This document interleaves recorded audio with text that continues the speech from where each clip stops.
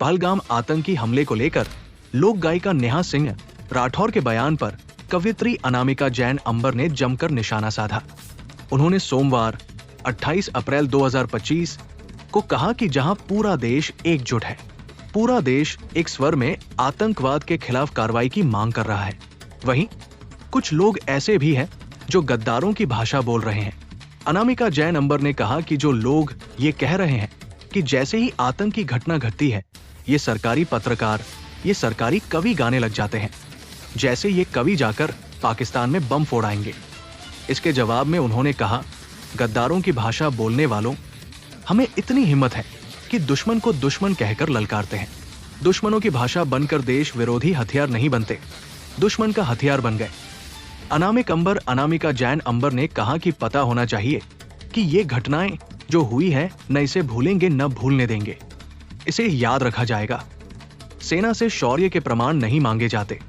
हमारी कविताओं पर प्रश्न उठाने से पहले ये जान लेना जरूरी है कि हमें कम से कम इतनी हिम्मत तो है कि हम दुश्मन को दुश्मन कह रहे हैं। आपने क्या किया? आपने तो देश के विरोध में जाकर ऐसी भाषा बोली कि दुश्मन का हथियार बन गए, अपने ही देश के लोगों को टारगेट करने लग गए। अगर आप में हिम्मत नहीं है तो गाली देना बंद करें।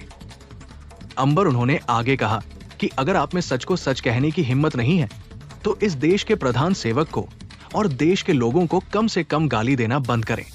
प्रश्न पूछने में और आरोप लगाने में बहुत अंतर है। आपने सीधे सीधे निर्धारित कर दिया है कि इस आतंकवाद के पीछे किसका हाथ है। जहां देश एकजुट होकर दुश्मन को सबक सिखाने की बात कर रहा है, वहां आप अपने देश पर उंगली उठा रहे हो। क्या कहा था नेहा सिंह राठौर ने? नेहा सिंह राठौर ने बीते दिनों एक्स पर वीडियो पोस्ट कर तल्ख लहजे में केंद्र सरकार पर निशाना साधा। उन्होंने पहलगाम हमले और बिहार चुनाव का भी जिक्र किया। नेहा सिंह राठौर ने कहा कि एक फोन कॉल से दूसरे देशों की वार रुकवाने वाले अपने ही देश में आतंकवादी हमला नहीं रोक पाए। जहां पूरा देश एकजुट है, जहां पूरा देश एक स्वर में एक मांग कर रहा है, वहीं कुछ ऐसे स्वर भी हैं जो गद्दारी भाषा बोल रहे हैं, जो देशद्रोह की भाषा बोल रहे हैं। हमसे कह रहे हैं कि इस प्रकार की घटनाएं घटेंगी तो सरकारी पत्रकार, सरकारी कवि खड़े हो जाएंगे और अपनी कविताएं गाने लग जाएंगे। ये क्या जाकर के पाकिस्तान के सर काटेंगे, ये क्या जाकर के पाकिस्तान में बम फोड़ेंगे।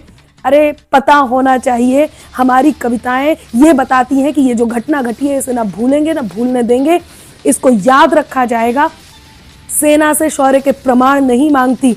हमारी कविताओं पर प्रश्न उठाने से पहले इस बात को जान लेना जरूरी है, कम से कम हम में इतनी हिम्मत तो है कि हम दुश्मन को दुश्मन कह रहे हैं।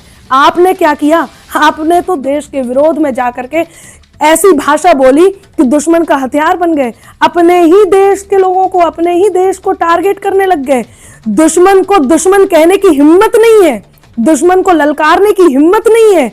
आप अपने देश को बातें सिखाने लग गए। हमको कोमलता की भाषा ये पत्थर सिखलाएंगे, हमको कोमलता की भाषा ये पत्थर सिखलाएंगे।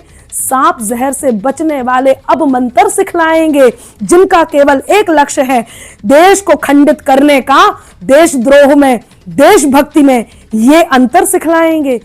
कवियों पर प्रश्न उठाने से पहले, कविताओं पर प्रश्न उठाने से पहले एक बार अपनी तरफ देखिए कि क्या आप में इतनी हिम्मत है कि दुश्मन को दुश्मन कह दें, दुश्मन को ललकार दें। सच को सच कहने की हिम्मत है? यदि नहीं है तो कम से कम प्रधान सेवक को या देश में रहने वालों को इस देश को गाली देना बंद करें। इस देश को क्या कहा कि प्रश्न पूछ रहे हैं, अतिरिक्त देशभक्ति दिखाई जा रही है। प्रश्न पूछने में और आरोप लगाने में बहुत अंतर है। सीधे सीधे आपने निर्धारित कर दिया कि इस आतंकवाद के पीछे किसका हाथ है। जहां पूरा देश एक भाषा में बात कर रहा है, एकजुट होकर के दुश्मन को सबक सिखाने की बात कर रहा है, वहां आप अपने देश पर उंगली उठा रहे हो, देशवासियों पर उंगली उठा रहे हो। रूप सजीला सोने जैसा फितरत में अय्यारी है, ऊपर लेबल अमृत का है पर शीशी विषधारी है।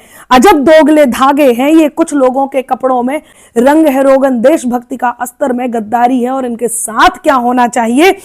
उन फूलों की शाखें तोड़ो जो राहों के खार बने, उन नदियों की धारा मोड़ो जो आगे मझधार बने। उन लोगों को खड़ा करो बस देशद्रोह की श्रेणी में, उन लोगों को खड़ा करो बस देशद्रोह की श्रेणी में, जिन लोगों की भाषा अंबर दुश्मन का हथियार बने। जय हिंद, जय भारत, वंदे मातरम।